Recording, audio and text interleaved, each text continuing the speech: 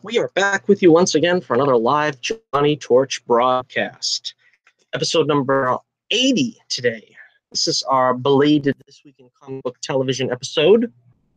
Of course, the show usually airs on Saturday, but things got pushed down because I did the Cobra Kai review, which be sure and check out if you subscribe to my channel. And if not, what are you waiting for? Hit that subscribe button, hit that like button. Make sure you share this with all your friends. See if we can get some momentum going here, going into the end of the season of most of these shows. Because as it stands now, I'm committed to the bit. I mean, when I start something, I'm going to finish. But once this season's over of This Week in Comic Book Television, we're going to have to take some stock of what's going to hold in the future. Because this didn't turn out to be a resounding success. I hoped it was going to be. Not too many views. In some cases, no views whatsoever. And it's interesting because I have a community on Twitter that follow me as well that love these shows the way I do, but nobody wants to talk about them, apparently. Nobody wants to get involved in a YouTube discussion. I got the chat room open in case you are interested. On Saturday, we did a Torch News Roundup, which, of course, you can find if you look at my channel, my past episode. But that as well didn't really get too many views, unfortunately. But if you want to talk about more broader scope of subjects, we'll talk about that on the next Torch News Roundup. We are going to try to stick with the episodes that aired the past week. And it should run about an hour, so let's get to it. Okay, first off, let's see. First one we have up on the notes that I got here is Legion. Of course, Legion. I don't know. I'm very disenfranchised with Legion this season. This is another time waster that really felt like it didn't engage me really in any way. I don't know. This was sort of a look into the multiverse, I guess, which is basically David living out several different lives. In one case, he is a box storeroom clerk or something, and he ends up helping his boss from mind reading and ends up becoming a middle-aged millionaire. And then there's another reality where his sister's taking care of him and he takes pills. Eventually, he gets shot and killed when he freaks out over seeing the Shadow King, which is this incarnation we have on the screen here. All very strange, and as usual, not really moving the plot forward. I don't really know where this fits into the narrative. It seems like this season they just want to do things that are strange just for the sake of them being strange. Last season, they did a lot of strange things, and some of them were as irritating as this season, but it felt like it was still driving the narrative forward, which doesn't seem to be the case here, unless, of course, like I said before, they have to string it all together in the final couple of episodes. But the way things are looking, I'm losing interest, and I can't see that this is going to be wildly successful enough to get a third season at this point. Another reality has David as a homeless man getting beat up by some Clockwork Orange refugees or something until he blows up and kills them all.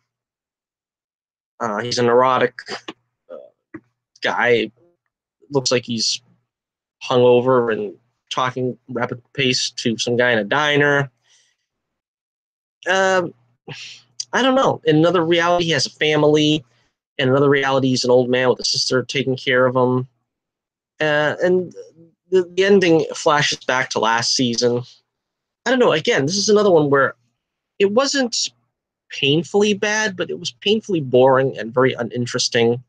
I am going to give this episode of Legion 1.5 stars out of 5. That's 1.5 stars out of 5, and I am very disappointed that it's fallen so far in terms of enjoyment. I don't know why. It seemed like an interesting concept. And they've even played a little bit to that this season with the stuff between Sid and David. But the problem is this episode really had much of nobody. I think, what was it, Carrie killed him in one of the realities or something. But it really doesn't seem to be going anywhere. And that's the biggest problem I have with it. All right, so that wraps up our talk about Legion. Let's go on to Krypton now, which of course has been quite the opposite. It's been pretty much the series with the best, at least most consistent season. And a lot of that is due to these characters right here. We have General Zod and his grandmama, Jaina Zod. And they're a great pair in this. The greatest relationship on the show has been their relationship, them two. And that was completely unforeseen. I had no idea that I was going to like these two together so much because they're both very similar in terms of character. Of course, we've seen Jaina become less, I don't want to say uptight or what have you. I mean, obviously, General Zod, is the more dedicated to his cause and, blindly loyal to his conquest beliefs. And it's very interesting to see when Jaina susses this out from Zod, and you kind of don't know what to think because she is ruthless enough where she'll take him out if she has to, but she's very loyal to the Zod line. She's very loyal to the Zod family, and I would like to see exactly where that would go if she had to choose between trying to be loyal to her blood and, the House of Zod and the, the lineage, the legacy that goes back through the Zods, or with her loyalty to what's best for Krypton and, will this tarnish her family name? So that'd be interesting. Okay, so to get into some of the more broader issues here, we get a flashback with Adam. He's talking to some character that I couldn't catch the name, but apparently probably from the comics. And I think this was his wife also from the comics was in that scene. And Sardak, is that the guy's name? I think I've got it written here in my notes somewhere. And Sardak, I think, took away his time-traveling device, and he had to convince him to give it back. He ends up going back to Chem, and he tells them that he needs to save Superman by killing Zod. Meanwhile, Voice of Ra has drained energy for himself from the birthing chamber, and he promises Vex that he'll leave the political state to him when he's done doing whatever he's doing here on the behalf of Brainiac, although I'm not sure. They're kind of teasing us back and forth whether he's going to turn into Brainiac, the Voice of Ra, or this is just an emissary that, has co-opted the Voice of Ra. Lyta and Sig go after Dem's body because they need to, or Dev's body. I've been calling him Dem. That's part of the reason why nobody's listening. But I've been mispronouncing it, Dem, all this time. Zod, meanwhile, goes to recruit some Black Zeros to his cause. Zod approves of Jaina's choice to help. Nyssa joins them looking for Dev, which, of course, leads to some strife because Lyta doesn't particularly care for Nyssa, and Nyssa still views her impending nuptials with Seg as still being quite the possibility. So they find Dev and they take him to the fortress. Val tries to revive him. Black Zero captures Zod and Jaina, and they're brought before Jax who is a gender-changed boss of this Black Zero faction. And that's kind of an interesting choice because Jax was always a stocky, bald guy with a mustache, with a pencil mustache in the comics. So I'm not sure why that would be changed, but, what else hasn't been changed in the show from the original lore? They want Darren Vex. Of course, I finally wrote down his name, Darren Vex. They want him in trade for their help. Nyssa agrees this is the best course of action as well because there's no real love lost between them, although there is a moving scene at the end where she says goodbye to him, pretty much, abandoning him to his fate, and she does seem genuinely moved that she has to abandon him. Kem and Adam find what's the little girl's name? I don't know, who's gone missing. But Kem tries to confuse her to join him and leave Voice of Ra, but she refuses. Adam goes to Darren Vex to enlist his aid, and apparently, he thinks he could make an uneasy alliance with him to help out. Lyta comforts Dev. Seems very much like they're in love anyway. The general talks to Jaina about Soup and his fate in the Phantom Zone and how Jor-El put him there as a radical. All right, so they all set up this attack on the Voice of Ra. The general goes after the Voice of Ra. He gets caught, and Jaina blasts the Voice of Ra off of the platform, sending him spiraling down in below. Again, Nyssa forgives Vex before sending him to the Black Zero. Zod insists that they find the Voice of Ra's body before they hand over Vex, and Jax-Ur agrees. Jaina tells Seg about Zod's conquest plans, and again, like I said, it's questionable whether,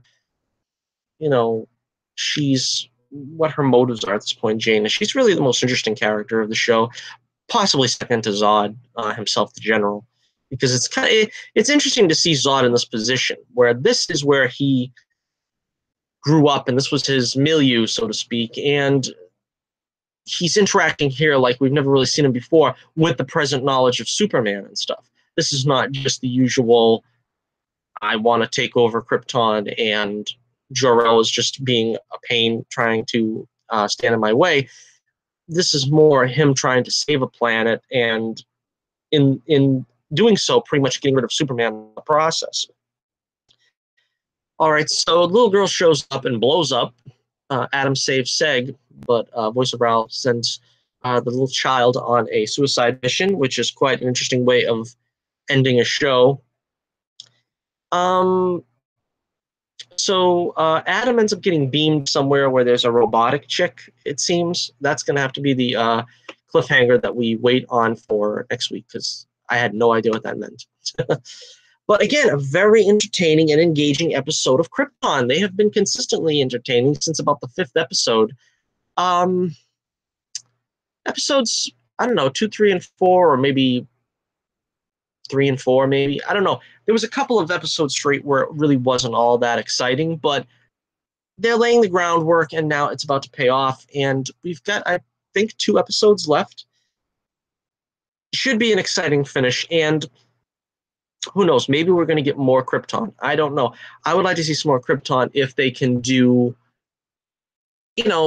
something fresh with it, not really milk it dry. But they've only had 10 episodes with the storyline so far, so it's quite possible that if they can succeed in defeating Brainiac or whatever, they could move on to some other kind of catalyst. Maybe they could move on to the future, skip a couple of years, skip a decade maybe. And we'll see a little further along when we have a young Jor-El, a child Jor-El, then maybe do a flash forward a couple more years of teenage Jor-El. There's many ways they could deal with this. Of course, the cast is pretty young, so I don't know how much they would age them in order to make them be like 20 years in the future, but there is still places they can go with the show. And yeah, 4.5 stars out of 5 for Krypton.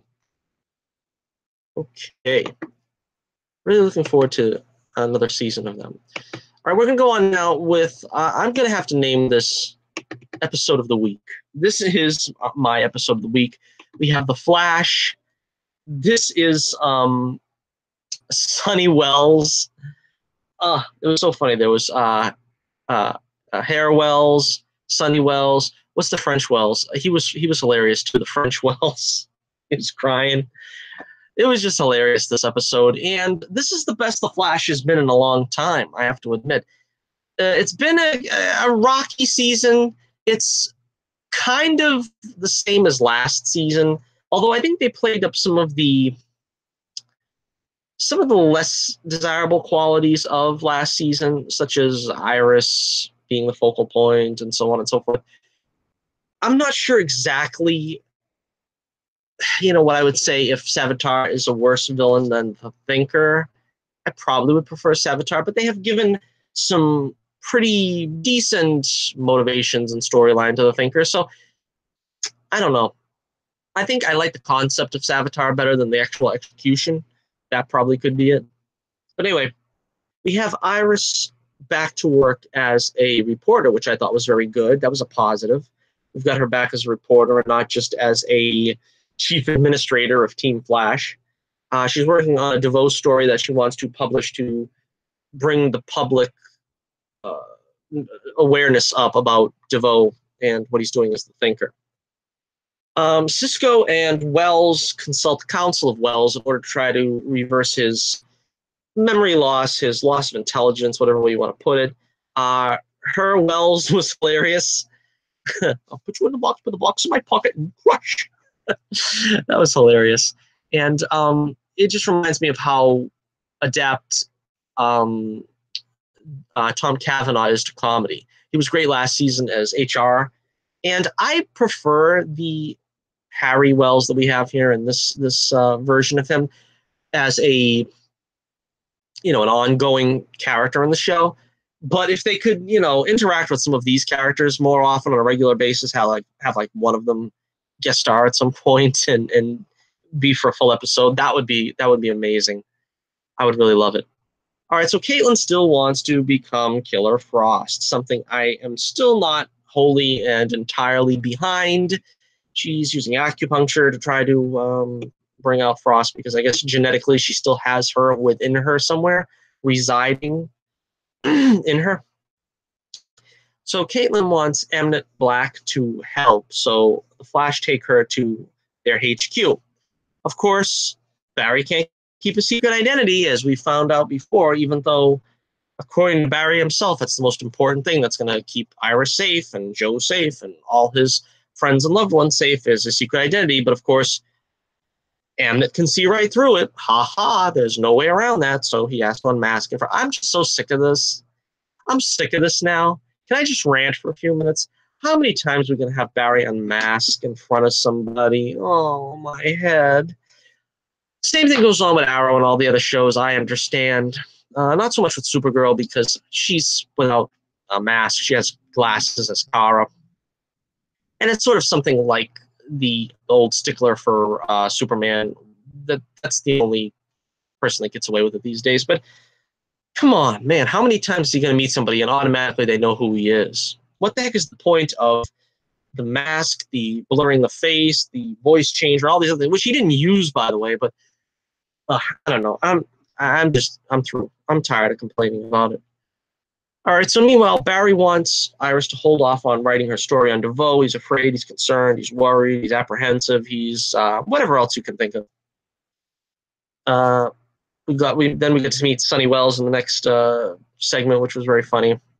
He's got a $20 scarf over here. I got to get one of those. That was hilarious. All right, so Joe calls Caitlin out on her motives for wanting to find Emmett Black. Joe gets a good parental role here for Caitlin, which is pretty cool. He's sort of the conscience of the team that they don't have a whole lot for him to do unless it's to move in like this, like it was for Wells. And Wells and him are contemporaries. I mean, in age-wise, he's not even playing the father to Harry, but he has no choice, really, because Harry was somewhat addicted there. And he tries to sort of be, the voice of reason for Caitlin. All right, so they get Emmett Black, and, of course, Katie Sackhoff is guest starring here, and she's fun. I mean, I don't know that I would, insist on an ongoing role for her, but to see her come by as the sort of, frenemy, stooly kind of, shady character that they go to sometimes for information or help, that's kind of her role now. And it's interesting because I originally didn't like that character, but she kind of won me over a little bit here. She's not too bad. Okay, so Caitlin wants Black to help her restore Frost, and she promises to do her a favor. Harry doesn't do so well with the council, and meanwhile, Flash and Black and Snow investigate the thief. Later on, Caitlin owns up to the team that she made a deal with Annette Black. So later on, then Amnet admits to Caitlin that she didn't use a device to harness Frost. It was sort of a dumb weather, it was something that just sort of made her believe that she needed something that would unearth or, bring to the surface Killer Frost. The Flash takes on Norvalk, I guess is his name, the guy with the snake for the eye. He looks like a He-Man character or something. I could have sworn I had a He-Man character like that where you push the button on the back and like, snakes come out of his eyes and his mouth.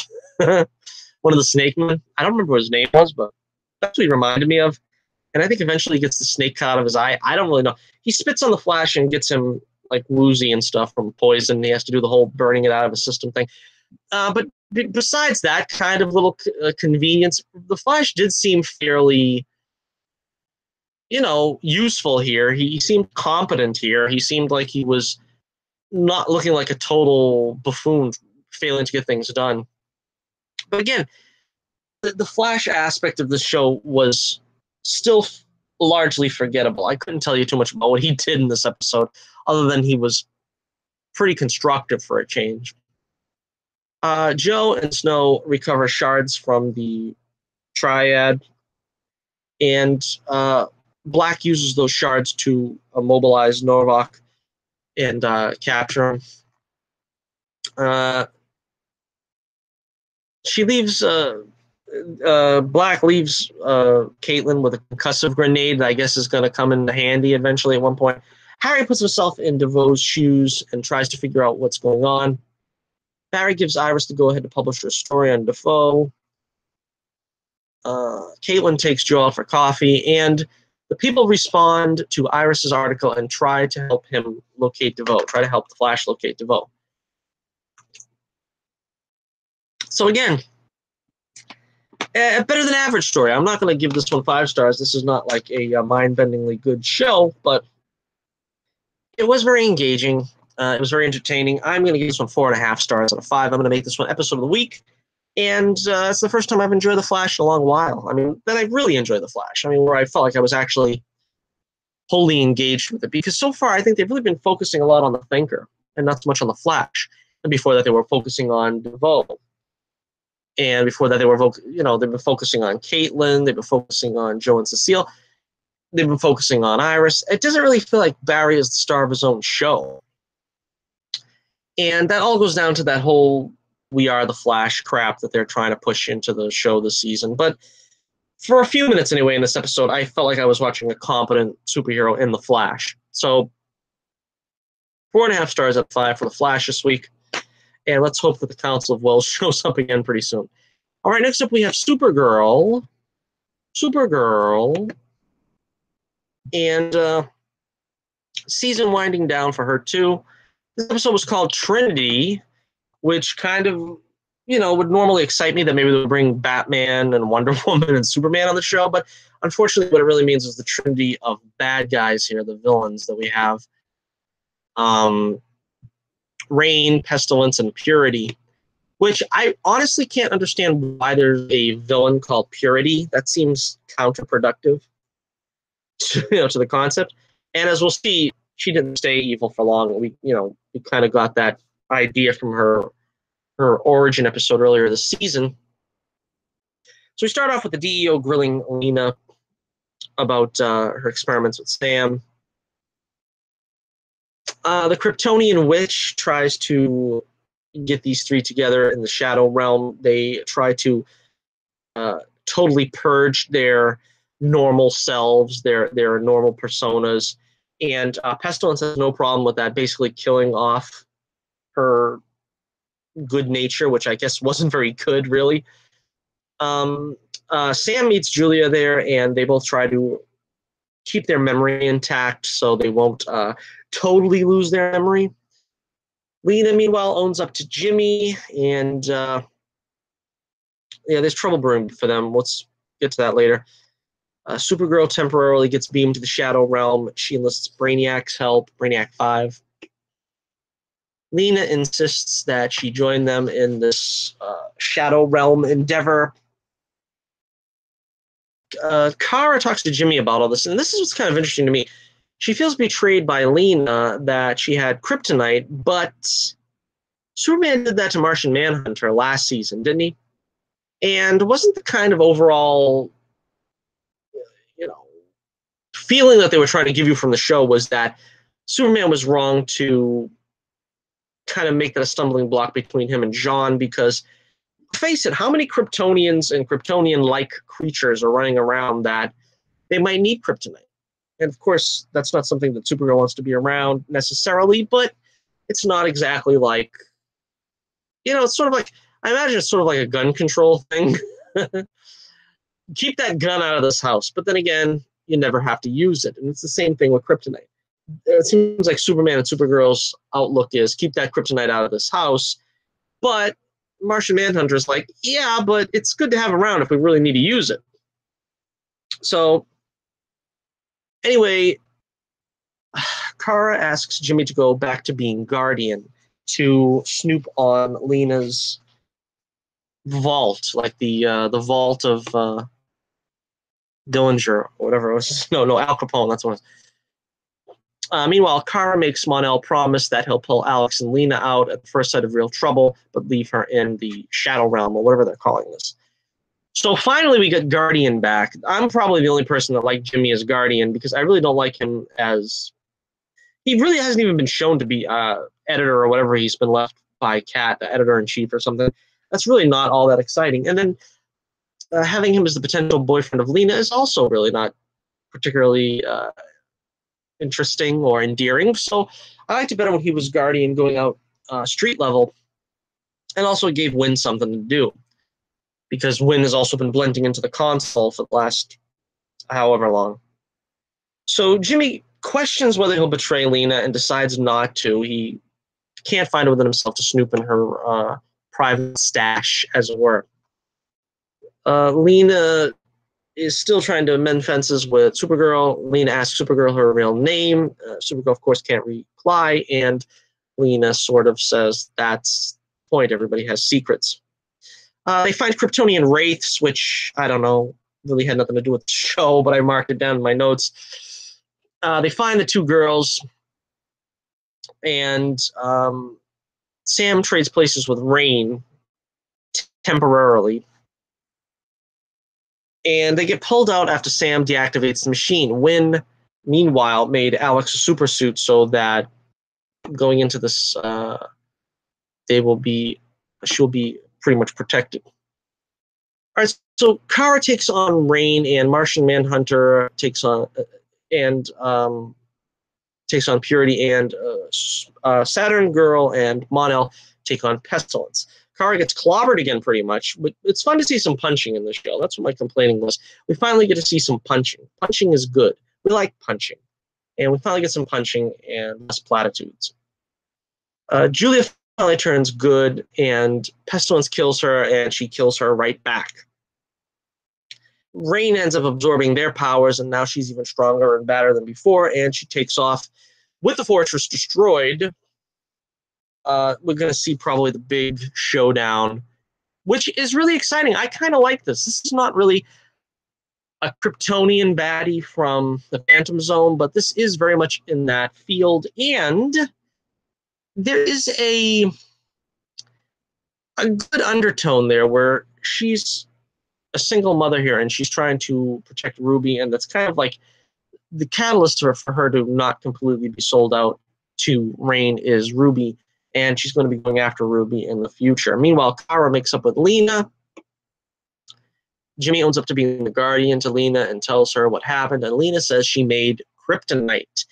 So I guess she did what Gus Gorman couldn't do. He couldn't do that one simple thing, and she managed to do that one simple thing, which is find the unknown element. We know it's not tar, and replace it with whatever that unknown element was to make kryptonite. Very interesting that they're going that way, that they're making synthetic kryptonite. But, the comics, they did at some point make it that, kryptonite no longer fell from the sky because, the way it was going for a while there, pretty much every piece of the planet Krypton made its way to Earth. But anyway, this was a good episode. I enjoyed this one as well, as I did the Flash. Again, not a 5-star episode, but it's the best that it's been for a while. I'm going to give it 4.5 stars out of 5. That's 4.5 stars out of 5 for Supergirl this week. All right, and we still have the Mon-El stuff. I said this on Twitter. I honestly can't feel sorry for Mon-El. Morn-El. I can't feel sorry for Morn-El because he's continually mourning his loss of his relationship with Kara. But I mean, Kara's gorgeous, but Saturn Girl is super hot as well, and the guy's got first world problems of the first order. You know what I mean? Let's kind of see it for what it really is. I mean, your wife's pretty good looking, pretty devoted to you. I don't think this sort of hangdog look that he's always got is really appropriate. I know it wouldn't be if I was in his shoes, but that's just me. All right, let's get going here now. To Arrow, before my voice completely gives out. All right. Let's see, over on Arrow, again, because things are ramping up for the final, this was a pretty good episode as well. I enjoyed this one about as much. The CW shows take a long time for the pot to boil, but once they start ramping up, they get pretty good. All right, so once again, domestic bliss is interrupted. We get the family affair going on with them making breakfast. And Felicity's worried about Diaz. And basically they have a montage, sort of. Montage usually means, without dialogue or so to speak, but this is not exactly a montage. But they cycle through all the characters on the show. Diggle is healed completely of his injury that started the season. The doctor gives him a clean bill of health. Black Canary's in action, sort of Batman Returns style, hunting down thugs or whatever. Which this was a good episode for costumes. Black Canary was in her costume the entire time, which is something I like to see, and I'm sure many of you like to see. Of course, the masks are optional in these shows, but at least she's in the costume. The original Black Canary has never worn a mask anyway, so I don't know. They should make her hair more blonde. That would really be the graduation to her being the full Black Canary. I think would be the blonde hair, but I don't know. I don't know what they're waiting for. Curtis is with his boyfriend, and Renee's with his daughter. So Anatoly warns Ollie that his family's going to be attacked. Ollie takes everybody out non-lethally, by the way, which is pretty cool. Yeah, because you never can tell with the Green Arrow and take them out lethally or unlethally. And of course, I imagine it's because William's there, but Renee had no such qualms of shooting the attackers, but he told his daughter not to look, so I guess it's all right. Anyway, everybody was all right after the attack except for Curtis's boyfriend, who gets shot. He's a cop, and I guess he's going to be all right, but he's taken to the emergency room. The team regroups, and they are now officially back together. The band is back together. We got John, Paul, Ringo, and George back together finally in Team Arrow. Don't ask me which is which. I don't know, but maybe Diggle is Paul. Ollie's John? I don't know. I don't know. Anyway, what would that make? I don't know. I guess maybe Renee is Ringo. George is Black Canary. I don't know. Anyway, so Ollie says that they're going to get revenge. They're going to get back at this guy, Diaz. But he wants to use Anatoly and not do a frontal attack. He wants to sort of strategize this. Anatoly helps Diaz move his location, and he tells Oliver where this location is going to be. And it feels very much like, I want to say The Dark Knight, where they have Harvey Dent in the paddy wagon there, and the Joker's trying to kill him. Well, these guys, Team Arrow, set up an attack to basically take out Diaz. And Anatoly, of course, is in on it, but he's still pretending to be the good guy. I mean, he's pretending to be a bad guy. I mean, although it's the jury's out whether he is a good guy or not. I guess he's shady because he's with the Bratva, but again, he's not sold out to evil the way Diaz is. Anyway, they attack, big fight. Curtis gets his hands on Diaz, but in typical Curtis fashion, he can't handle himself in a fight and ends up getting the living crap beat out of him, and gets stabbed by Diaz before Diaz gets away. Now, Lila finally is an ongoing part in the show again, and she wants to get the data chip that's around Diaz's neck. So they do this elaborate plot where they have to get close enough to Diaz in order to steal this information. So Lila goes to the police department, I guess it is, to try to get close to Diaz to get this information. And Diggle seems okay with it. So this is kind of the interesting thing where Felicity's sort of talking a lot to Lila about how come they seem to be a more well-oiled machine. Part of it is probably because Lila's a trained Argus agent, and Felicity basically knows maybe how to throw a computer at somebody. That's what we've seen from her in the past.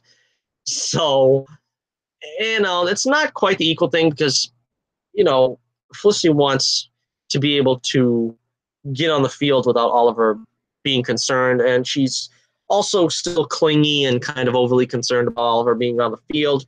And, of course, Oliver has the same conversation with his son, which is, I want to say it's getting tired, but to be honest with you, that's kind of the conversations I guess you'd have if you were a superhero that had a son, and if you had a kid and you had to tell them every time, oh, it's okay, I'm going to go out and fight crime and don't worry about it, I'll be home. But but of course, eventually William is taking it well, and he's like starting to get more and more behind his dad being the Green Arrow. So anyway, the plan works, and Diaz gets wise, though, and Green Arrow and Diggle come in to aid Lila. Felicity gets in and gets the device, and they get away. Of course, that leads to the conflict between Ollie and Felicity about her being in the field. Diggle is also trying to give advice. Meanwhile, Diaz is in charge of the quadrant now. He kills that woman that was sort of his, I don't know if she was his equal on this council, but basically he's just taken over it. And he's got, not giving a bleep about it. He just kills her. And Felicity won't leave until the decrypt is done. This is what because they try to break into his place and get all his info, and this will somehow ruin him, I guess. So Oliver stays with her. Meanwhile, the rest of the crew, the rest of the team is out there. Diaz gasses the place, so only Ollie and Felicity are in there. After the firefight, they all get outside. Diaz catches Green Arrow and Felicity and tries to smack the living daylights of Ollie around, cold cock him up and down the stairs. He's trying to carry Felicity out. But Ollie blows the place with a explosive that I believe Curtis rigged. I think I skipped a part. Yeah, when Diaz pretty much destroyed the base, the original base, I guess they have, because now they're working out of Team Canary and Curtis's base. I don't know. Anyway, Diaz's body is missing, so obviously the show's not over for another couple of weeks. We know he's not going to be killed off before then. The team set up their new headquarters at Argus. Diaz now takes over the quadrant. Now, this is the thing that I was kind of concerned about. Oliver goes to Watson for help, and she says she only has two requirements to give him her help. One is he has to own up to being the Green Arrow, because, of course, she was trying to get him hung on that because she's an FBI officer or whatever. From the whole beginning of the season, it made sense to bring her back in, because for the whole beginning of the season, she's trying to get the dope on Oliver. I'm still waiting for the storyline to be done, but apparently not. He owns up. Another thing, let me go into again about my rant for superheroes not being able to keep their identities. Okay, moving on. But I don't know if this helps, because if she's still in with the FBI, isn't his secret undoubtedly not safe? I don't know. It just doesn't seem like the smartest move. But then again, he apparently needs her help because the police is pretty much under Diaz's thumb. I don't know. Quentin wasn't in this episode. He was noticeably absent, and Black Siren as well. But that's going to build up to the big finish at the end here. Okay, so again, yeah, another strong episode this week. Like I said, a lot of costume time. And I am very pleased with this episode. I'm going to give it 4.5 stars out of 5. That's 4.5 stars out of 5 for Arrow. This is another season which has been quite rocky, ups and downs. On the one hand, it's not as bad as season 4. It's probably on par with season 5, although I think the lows of season 6 have been lower than the lows of season 5, if that makes any sense. But yeah, it's been decent. It's been getting better. So let's hope we get a big conclusion here for Arrow this season, one that leaves us breathless. All right, so 4.5 stars out of 5 for Arrow this week. All right, next up we've got Gotham. As we're rounding the corner here and finishing up. Gotham, if you haven't heard, let me break the news to you right here, where the news has been broken that Gotham has been renewed for one more final season. So apparently they've got another season, but they wanted to reach that 100 episode line, because when you get 100 episodes, then you can get syndicated. Now, the thing that bothers me about this is Gotham has actually been getting better in the past 2 seasons. It's actually been kind of enjoyable. I went from sort of disliking it to hating it from the first 2 seasons, because the first 2 seasons were kind of... I don't want to say the whole seasons. If anything, this is the kind of show that I think works better as a 13-episode a season show, because the first season was great. The first 13 episodes, the back 9 was terrible. Then you had season 2 again. The first 13 episodes, whatever it is, was great. The back 9 was terrible, and it's kind of been the plague that Gotham has had. But then come the 3rd and 4th seasons, they've actually been pretty good. They've actually been pretty consistent, and they haven't really screwed up royally. They've done interesting things with the characters, some things that you don't expect. As we see here, Jeremiah is the new Joker. Jeremiah was a Joker. But I don't know that he's even going to be the Joker at the end of this. I have a feeling that before the season, well, not this season, let's say next season, before the series is over, Jeremiah's probably going to get killed, and they're not going to pass the mantle to him, because for some reason he does not act like the Joker. I mean, they've got him looking like the Joker. I don't think he has the green hair, although we don't see his hair too much in this. He's got it really dark, slick back, but he doesn't really act like the Joker. He's much more calm and cool and collected. And we've all kind of wanted to see the official, progression of Jerome as the Joker or Jeremiah as the Joker. They just seem like they're throwing stuff at the wall as far as the Joker is concerned and seeing if it'll stick.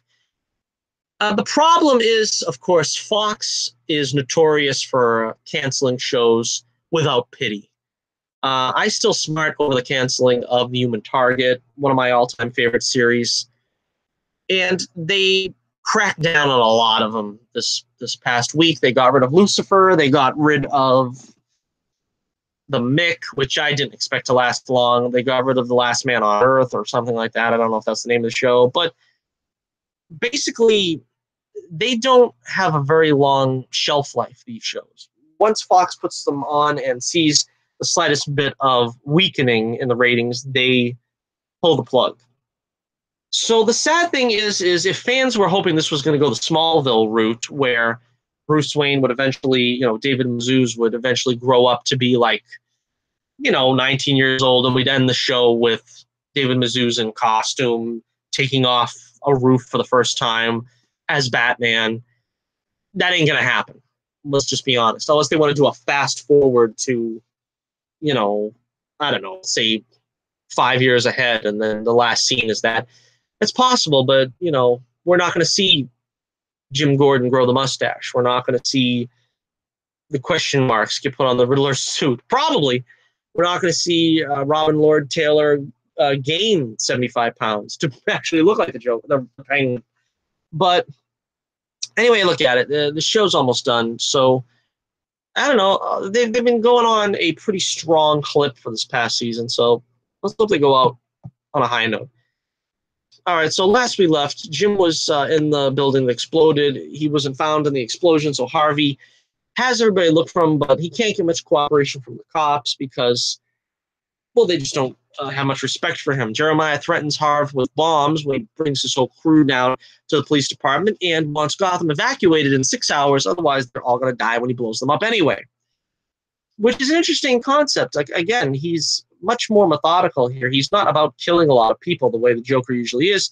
He just wants to destroy the city, but he doesn't care about the people in it. He'll let them live if they'll all evacuate within 6 hours. So, it's an interesting concept to have, a villain with a little bit of conscience for a change. Meanwhile, the Penguin meets with Babs and wants her support to unify against Jeremiah. Tabitha gets her to agree because of Butch, of course, is still working for Penguin because he wants to be cured of his Solomon Grundyism. And just lost the notes for a second. Meanwhile, Jeremiah tells Bruce that he has Alfred, and he wants Bruce to meet him. Selina comes with him, and he sees images of Alfred being beaten. Now, this is the first indication that they were going full Killing Joke on Gotham, where you get to see like this torture scenes of Alfred getting beaten with punches and then electric cattle prod or whatever to the head, and it's pretty intense. And Selina and Bruce are getting quite close, which is nice. But the problem is Catwoman traditionally is in love with Batman and doesn't know that he's Bruce Wayne. I guess that's changed in the comics. I think supposedly Batman and Catwoman are going to get married. I think I've heard something about this. I haven't heard enough about it to really tell you anything, but I guess if he was going to marry anyone, it would be Catwoman. But he has a baby with Talia. I don't know. Anyway, so the Penguin and Babs meet Jerry, and they threaten his bomb plan because they got his, his casing or whatever it is that is controlling the bombs. And they want $50 million to give it back. Jerry calls the mayor and tries to arrange it, but he's not getting played. He bazookas the guy. What is that? Is that a bazooka? That cracks me up from The Dark Knight every time I think of it. He bazookas the guy with the thing, and it all blows up, and it's going to be a different man. He's not going to be playing the fool. He's going to detonate the bomb in a different way.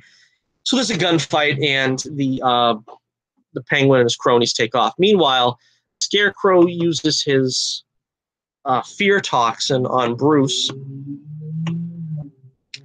and let's see. Selina runs into the Scarecrow, and a fight ensues. That was pretty cool.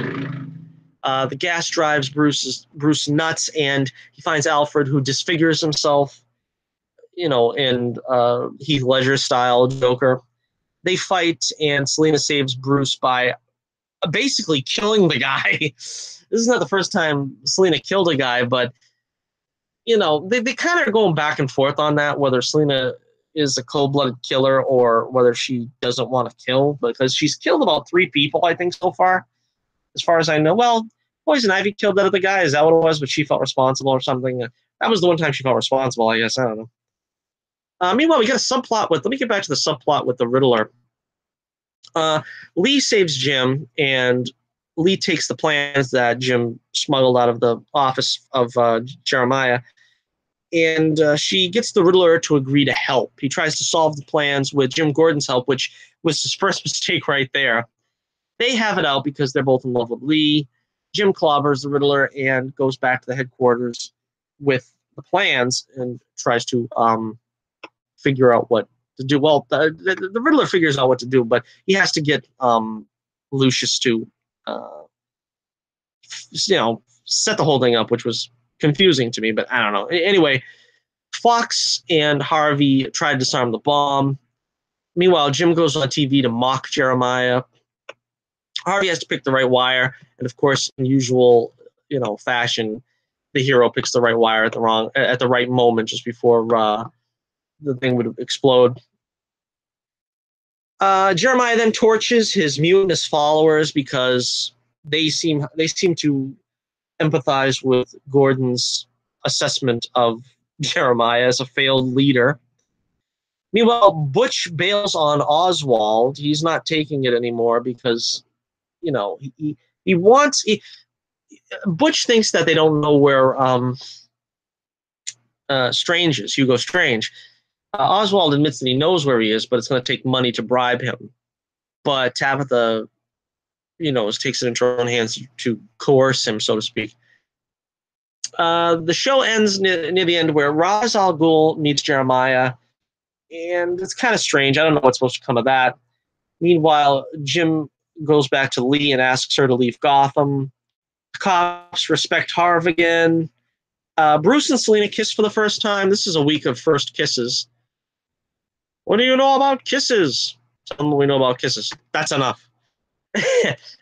Jeremiah comes in, spoils the mood. Guy's a total buzzkill. Shoots Selena point blank in the chest and the stomach. I don't know, but it seemed pretty final. I mean, you get that close to someone and shoot them point blank like that. That don't sound good for our kitty. And then Alfred comes in and beats the living crap out of him. That was pretty cool because Alfred all along through this series has not liked Selena really that much at all. I mean, he's kind of warmed up to her a little bit in the past season because she's been acting less, irritatingly. But, I think he kind of, that he warmed up to her and he's, really taking it out on Jeremiah by pounding the crap out of him. But again, that's very much a Killing Joke move right there where he just walks in unannounced point blank and just shoots her. And I don't know if they're going to go a paralysis route. I doubt it because, that's a Batgirl thing and that's a Catwoman thing. But again, this is another one of those things where, like, you think like Smallville, where they took all the tropes and stories and characters from the mythos and they just did what they wanted to with it. And it's kind of like, but it made for a very poignant ending. You know what I mean? A very punchy ending where we do have a very keen sense on tuning in next week to see what happens, what takes place. All right, I'm going to give this one, again, another week of very strong showing. I don't know. I can't make an episode of the week. I already said that for The Flash, but it is a strong showing. I'm going to say 4.5 stars out of 5. 4.5 stars out of 5 for Gotham. Very strong week indeed all around. Like I said, I'm not too crazy about Jeremiah's performance here. Not the actor, but I'm talking about the way they're trying to trade the Joker here. But still, it's very entertaining all around. All right, we got our last show, and let's see if we can get this last one in under an hour. We got the show closing in on an hour here. This is Agents of Shield, which also has been renewed for a 6th season, but the caveat is it is going to be a short season. They have announced already that it's only going to be 13 episodes long, which, again, I think that benefits Gotham, a 13-episode season, but the show has been very strong these past 2 seasons, Agents of Shield. I don't think they should be punished with only a 13-episode season. That's kind of what you do with a show when it's running out of steam and you don't know what else to do with it. I don't see that at all. I think, if anything, the Agents of S.H.I.E.L.'s best days are ahead of them, really.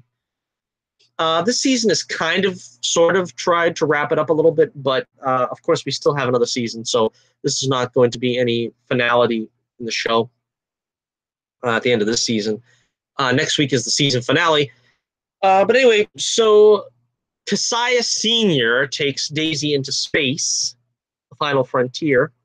Her powers are gone, but that's because she's out cold. She ends up using her quake power to break the inhibitor thing or whatever that's keeping her unconscious and takes out all the guards or whatever that's transporting her.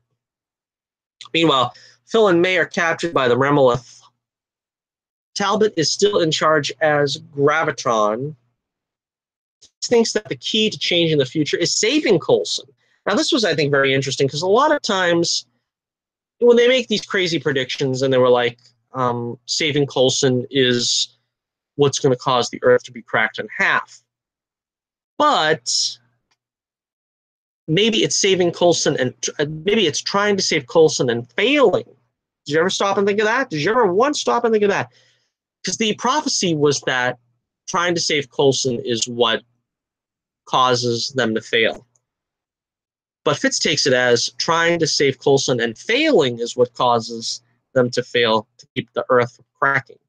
So I thought that was very interesting and a very smart way of getting out of that trap that they were in of, well, we have to pay off the prophecies true. Of course, you also have to remember that they have to prevent the Earth from cracking one way or another. I don't know how they're going to do that, because if time can't truly be changed, then how do you get away from that? I don't know how they do it. All right, so anyhow, Talbot takes over the plane. He commandeers it. May and Phil, as we see in this scene here, talk in the brig about saving Talbot. Deke ends up saving them as they attempt to escape. I don't know if I mentioned in my notes because I was just taken aback by it, but of course we finally got the long-awaited kiss.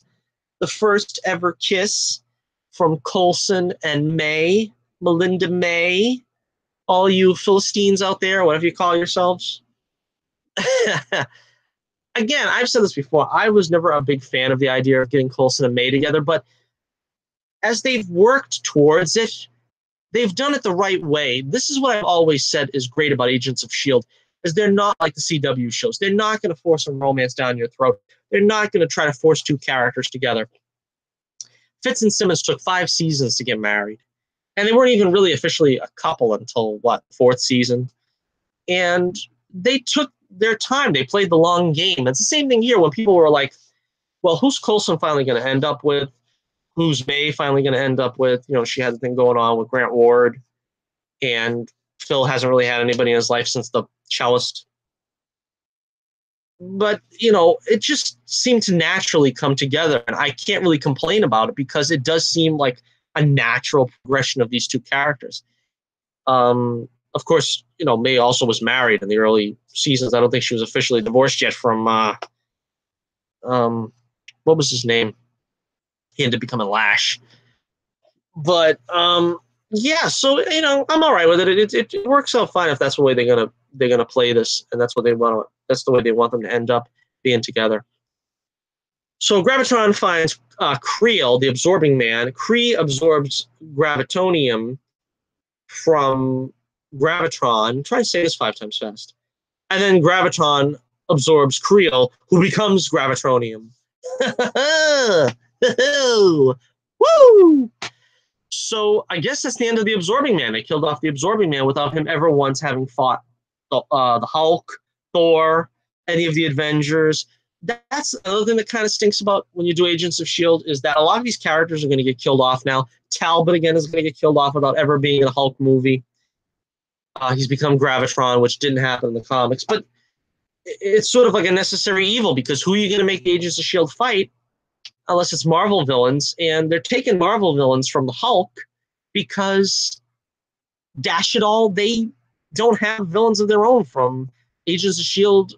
comics. Because basically, Hydra was all that S.H.I.E.L.D. fought. And they went to that well so many times, it's kind of hard to go back and do, well, I was going to say Madam Hydra, but they actually did their own version of Madam Hydra last season with Ada, I guess. She's known as that. Anyway, I digress. So, Sky, I'm calling her Sky, Daisy, ends up meeting up with the others, with Deke and Phil and May. Talbot goes back home to George and whatever his wife's name is. And he's trying to get, you know, George to kind of be proud of him because now he's a superhero. It's kind of like one of those things, I guess sort of like their version of Red Hulk, where, you know, he was so much against the Hulk all that time, General Ross, and then he ends up becoming a Red Hulk. And it's sort of the same thing here, I guess, where Talbot was so much against superheroes and all that crap, but he basically becomes a superhero. He wants to become a superhero. That's kind of like, he really is kind of their version of General Ross in this show. And it's understandable why. Mac and Yo-Yo go after him, and he does the sort of like Magneto thing where he levitates the cars and throws the cars around. And anyhow, George starts getting afraid of him because he's throwing his mother up against the wall. And that's not really the way you endear yourself to a kid, is by throwing his mother against the wall and pinning her up on the wall like a class photo album. But anyway, he ends up taking off, and he's still supposedly trying to do the right thing. Phil and Daisy retake the jet. Let's see. The Remulac boss alien, I don't even know what the name of that guy is. He takes on May in a fight while Deke is trying to get the ship going or whatever he's trying to do. I don't remember. Yeah, that's what he does. He changes the thing so the missiles will strike the ship as they escape instead of striking the Earth or something. I don't know. Meanwhile, Phil is bleeding badly, and Gemma says he's running out of time. They can either use the centipede formula that they got there from Bill Paxton's character there. It was John Garrett. They can either use the cure on Coulson or use it to kill Gravitron. So the Agents of S.H.I.E.L.D. are what you call on the horns of the dilemma. Do they cure Coulson? Do they kill Talbot? And there's no way they can stop Talbot either. This idea is just to kill Talbot. So this is interesting because it does kind of fall into that either-or mentality. Will they kill Graviton and apparently save the world, or will they try to save Coulson? Because that's basically what Yo-Yo said from the future not to do, try to save Coulson. So anyhow, at the very end, Gravitron picks up Robin and her mom, and this is probably where we're going to see Robin's mom get killed, which is sad because I guess that's what I'm thinking is probably going to continue to be the future, where, as they did on Arrow, where they had Ollie have a son so that Felicity can be a mom, they're going to let May adopt Robin so May has a child, and they can raise one with Phil so they can actually see them together as a family. It's kind of nice, although Robin is kind of a kooky character. She's kind of weird, and I don't really know that. I don't really, she doesn't talk, she just draws pictures. Is that what she's going to turn out to be the rest of her life? Even in this new future timeline? But she's going to be the sweet pea that continues to prophesy things? I don't know. We'll soon find out. All right, so again, another great episode of Agents of S.H.I.E.L.D. I'm going to give this one 4.5 stars out of 5, too. 4.5 stars out of 5 for Agents of S.H.I.E.L.D. I think everybody got 4.5 stars out of 5 this week. A pretty strong showing, except, of course, for Legion, which is the pits. 1.5 star out of 5 for that. But I thank you once again for joining me for This Week in Comic Book Television. As you know, the series are all winding down, so you want to get on board, talk to me about the Week in Comic Book Television, the seasons of comic book television that we've had. Let me know in the comments below. Oh, I also want to talk MacGyver. I seen the season finale of MacGyver.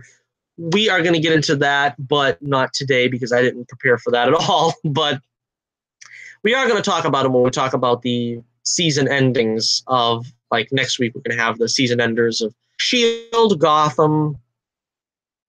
I believe Krypton is not next week, it's the week after. But a couple of them are going to be coming to a close, and we'll talk about that as well, the MacGyver season ender, because we've been talking about it off and on. I didn't review the last 6 episodes or so, which is okay, because honestly, a lot of them are filler episodes. There was just a couple episodes that were pretty good. I liked seeing Amy Smart come back, I believe is her name, from The Crank. I don't know if she was in all those movies, but she was in, I don't know how many they make, I don't know. But anyhow, that was a good episode. But yeah, we'll talk about that next time. And also don't forget to like, share, and subscribe. Check the link in the description below to go to my website, The Adventures of Bullets Bourbon Comics. You will find there with the free preview that I have up offered. You can order my books there right as well. You will find my link to my Twitter page there if you want to check me out on Twitter. And of course, on there as well is my convention circuit. In a very few scant days, I'll be making my first appearance this year by hitting PillCon 18, the second annual PillCon in Peabody, Massachusetts, for the Peabody Institute Library. So I will be there May the 19th, which is this Saturday. I'm going to be there with a lot of goodies. Looking forward to seeing you. Looking forward to seeing a lot of the folks that were at the Mice Expo last year that I got to see. Hope to see you all there again as well. And, of course, we will try to do another broadcast on Wednesday of this week, because we normally broadcast Saturdays and Wednesdays, but we are having a shift in schedule because I am going to be at the convention on Saturday. I am not going to be able to do a live show on Saturday. So again, you can expect This Week in Comic Book Television to be bumped over to Monday yet again. So for the foreseeable future, we've got Mondays and Wednesdays for broadcasts. Until next we meet, this is Johnny Torch reminding you once again, keep the flame burning brightly, and I'll be with you again real soon.